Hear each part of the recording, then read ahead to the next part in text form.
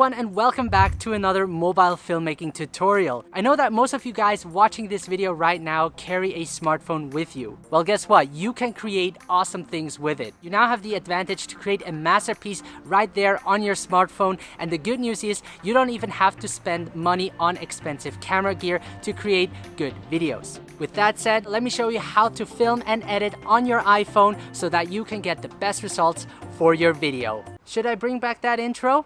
Hell yeah!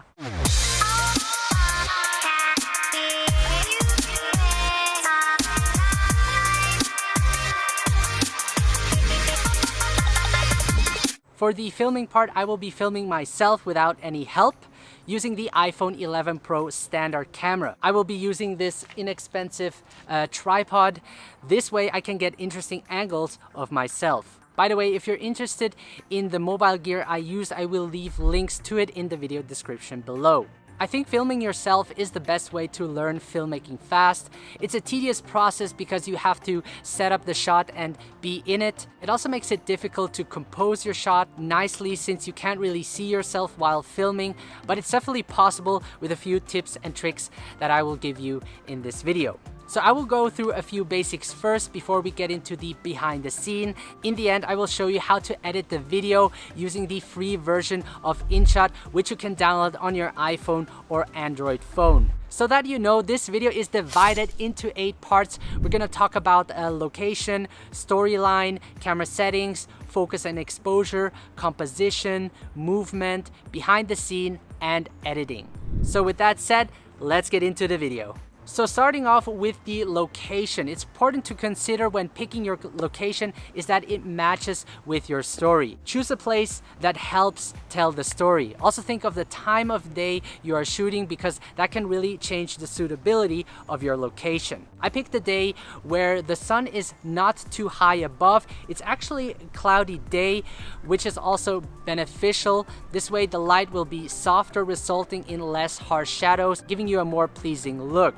So try to avoid shooting during midday or pick an overcast day to really get better result, unless you're going for that harsh look like in Western movies. So if you have to shoot during midday but want a softer lighting, then look for fully shaded areas, maybe behind trees or behind a building where there is a shadow. So moving on to storyline. For this video, we're going to have a vague storyline. It's important to have some kind of story in your mind. I will start out from this spot. I will then get shots of me walking through the area, observing the place and crossing the bridge. In the end, I will be arriving at an interesting spot where I'll be filming most of my B-rolls. I will then put down my camera bag, grab my camera, and take photos of the environment. So with this story in mind, I sort of know what shots I need. This is helpful because you don't want to just capture random things. When shooting videos, you don't always want to shoot from eye level since we see the world like that anyway. Really take the extra step to find interesting angles to make the video look more interesting. Maybe go a little bit lower or get on top of a rock to have an angle above. Really keep your eyes open for unique angles, and doing so will definitely enhance the story you're trying to tell. So the process of how I do this is that I film a sequence from multiple angles.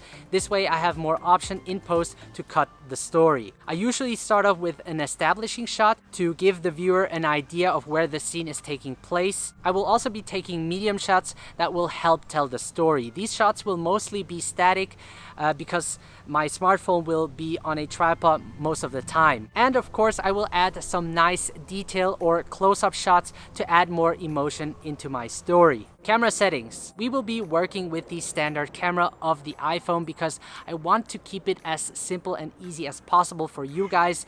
But if you are interested in using an advanced camera app like Filmic Pro where you have full control over your camera, then I highly recommend you check out this video where I explain how it works in detail. So the camera settings I will be using is 4K 60 frames per second. 4K has more detail and allows me to crop in. And this is really important since I'm filming myself and therefore might not get the framing right.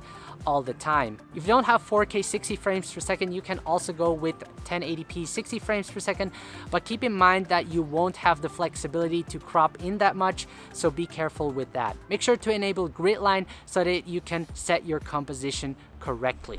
Speaking of composition, the rule of thirds is one of the basic rules and easiest to get started with to create a strong balanced image. You simply want to enable grid lines and place your subject on one of the 4 intersection points. Avoid placing your subject in the box like now. Although placing your subject in the middle can create a strong composition, doing it too often can make the shot look very boring. Keep in mind that you don't always have to use the rule of thirds.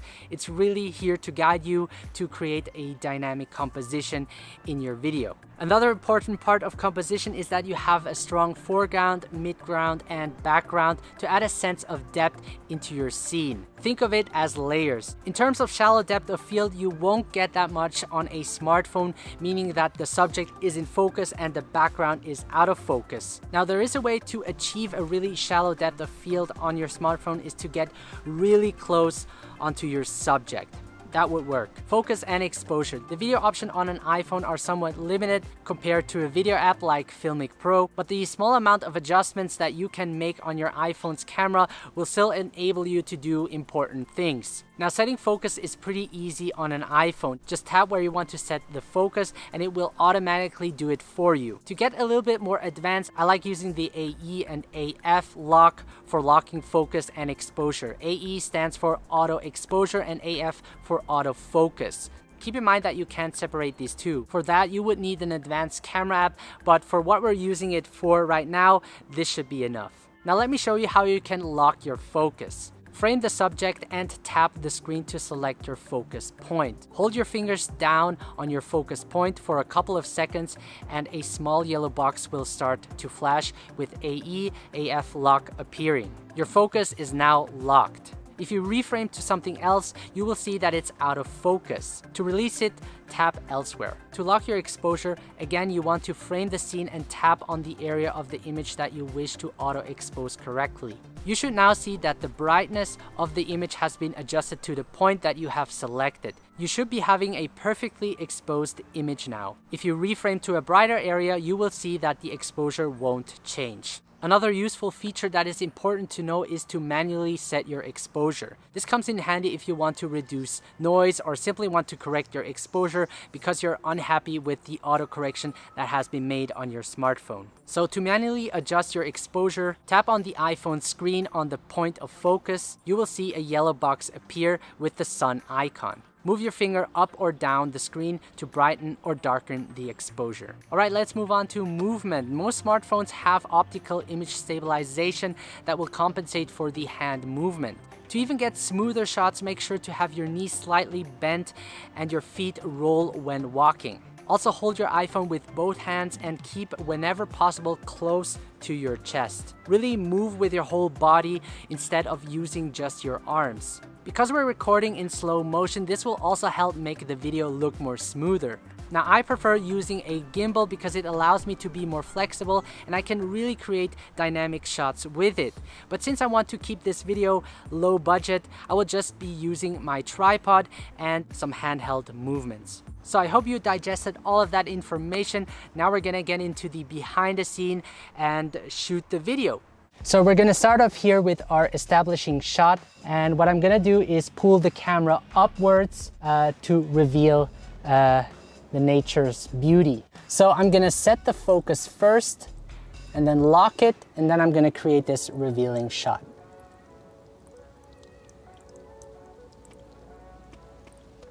So there's a nice reflection going on here, and I think this is gonna look great for a nice close-up. So I'm gonna use the telelens for that. I'm gonna set the focus on the reflection, lock it, and action.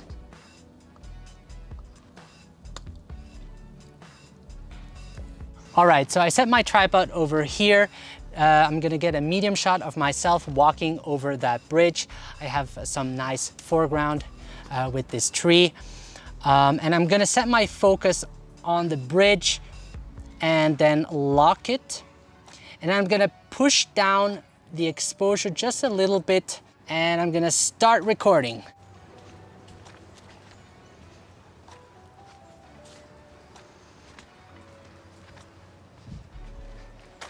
So I think this shot would look great because of the leading lines, giving it a nice symmetry. So I'm gonna set the exposure on the sky to preserve those highlights and lock it. So let's test it out.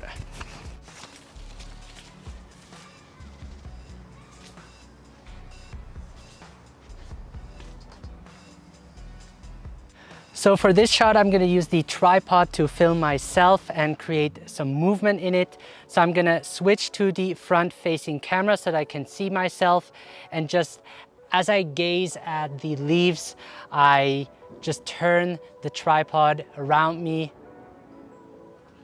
And I think that's gonna look great. So let's try it.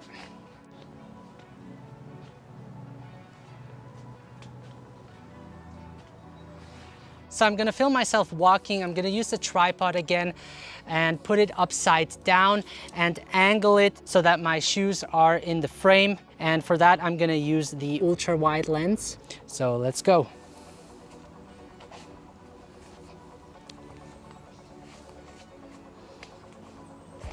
So I think this would be an interesting angle as well. As I said before, I want to get for every sequence different angles. So I have a little bit foreground, these leaves, and I'm gonna walk across the bridge again.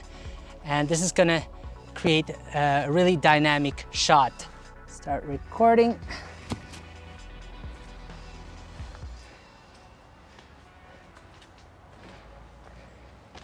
So now I'm gonna get a shot of this tall tree, also because of this leading line. And I'm gonna film it like this in a circular motion using the ultra wide lens. Let's see how this looks like.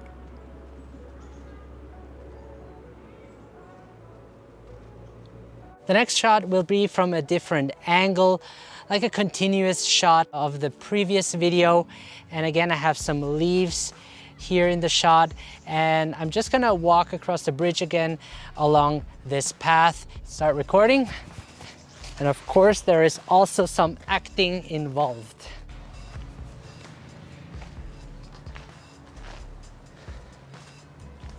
So the camera is hidden between the trees, and this is a different angle that I want to get. Again, me walking this path so I can create a dynamic shot. Press the video and we can get started.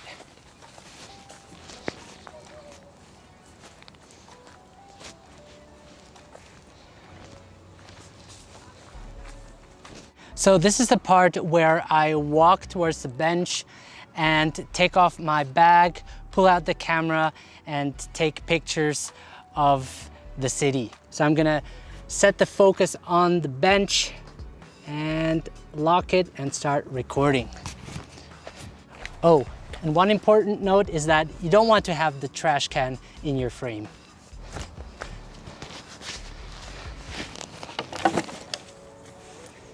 So I'm gonna get a close-up of my bag. I'm gonna use the tele lens, and I set the focus on my bag. This way I can create some nice shallow depth of field. So let's see how this will look like.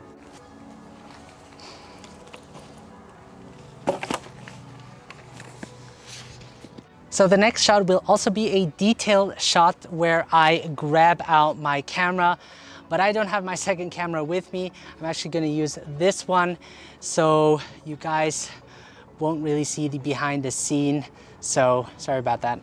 So after grabbing the camera, I will get a medium shot of myself. I'm gonna use the front-facing camera so that I can set the focus on the sky and preserve the highlights. And I'm just gonna lift up the camera and then take a shot of the city. So the last shot is gonna be a sort of POV shot where I put the camera back into the bag and I sort of close my bag and then fade into black. I already have a shot taking out the camera. I'm just gonna reverse that clip in post, and yeah, I think it's gonna look great. So let's start, and I'm gonna use the ultra wide angle for this one.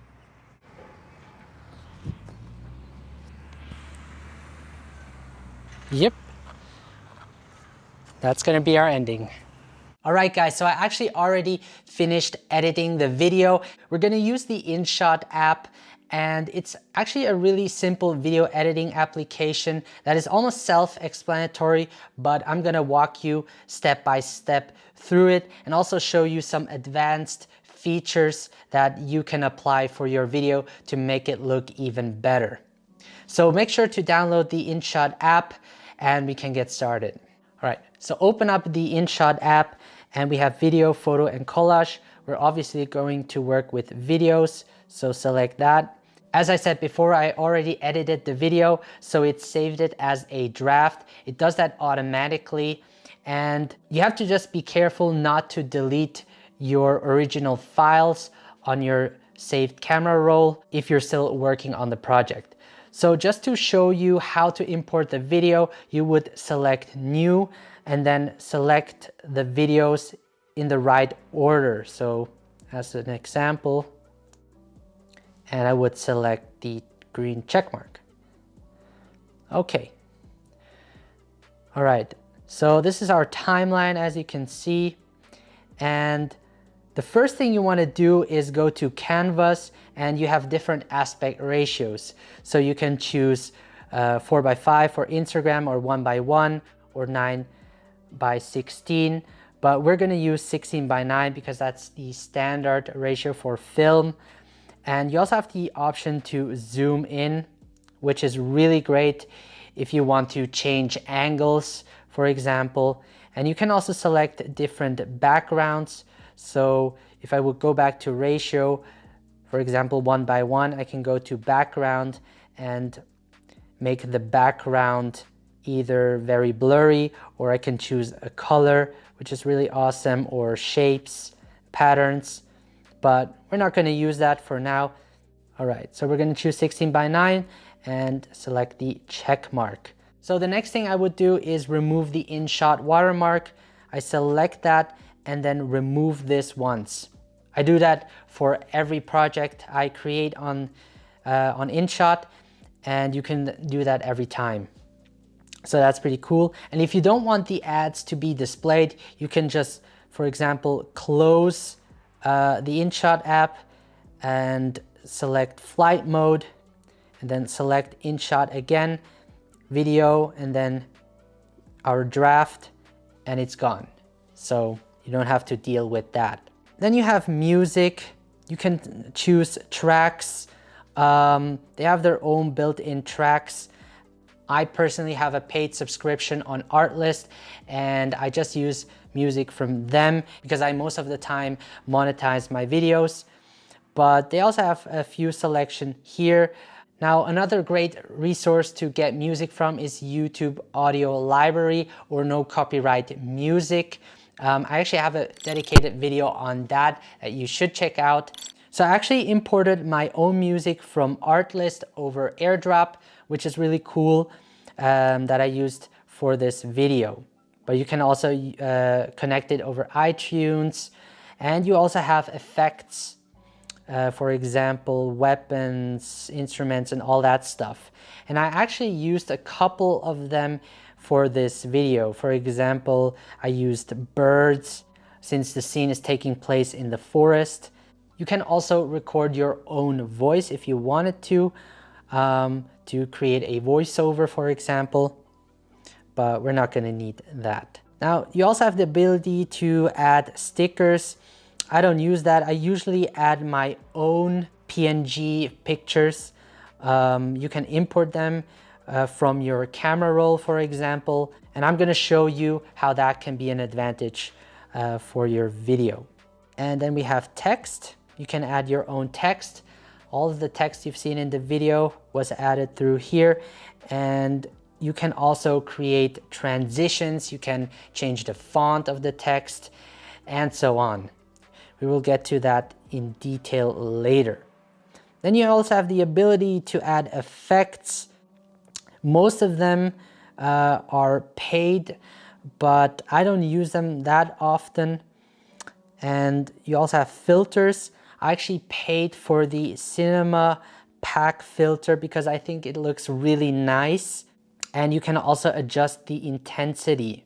And if you want, you can also color grade or color correct your image using these tools right here. Pretty advanced for video application on the phone. And if you want to apply all of the effects to all of the videos, you can click the double check mark for apply to all. And this is really useful and will save a lot of time. So we're gonna head back. Next thing is pre-cut. This is great for precise editing. So on a phone, it can get really hard to make precise cuts. And with the pre-cut, you're able to do cuts, for example, to the beat or so. Next, we have delete. Then we have volume, obviously, speed.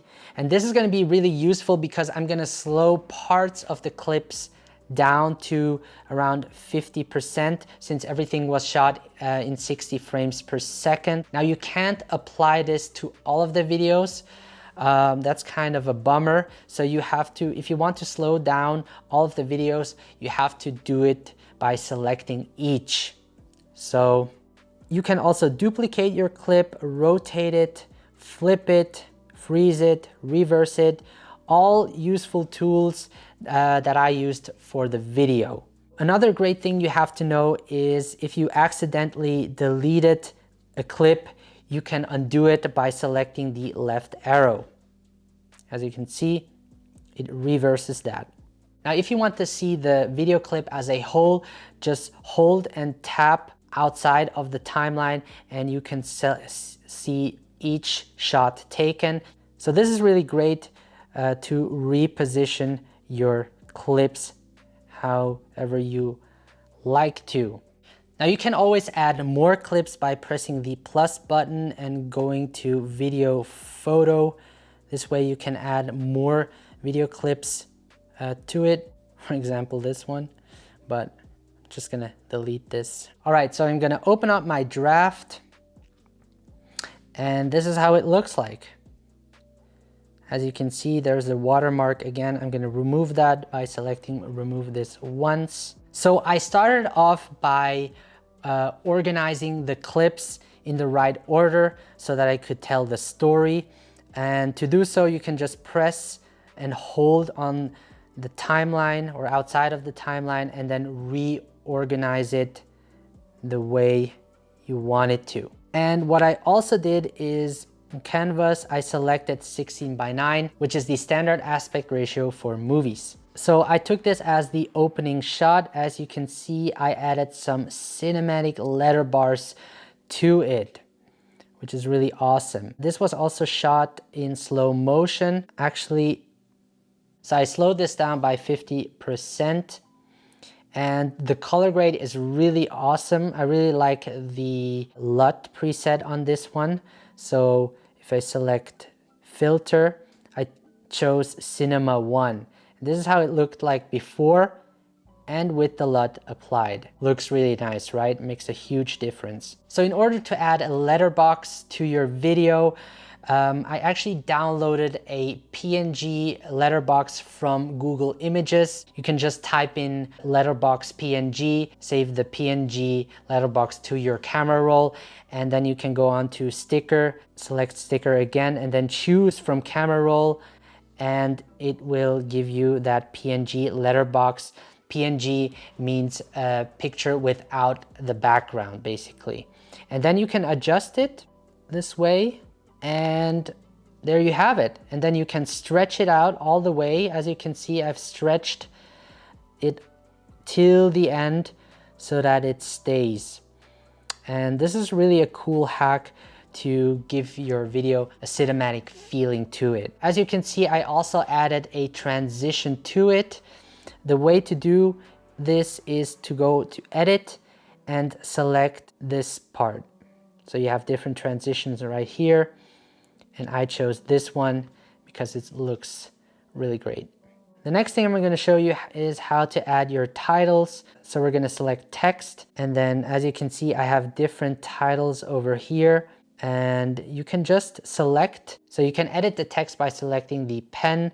As you can see, I can choose different fonts.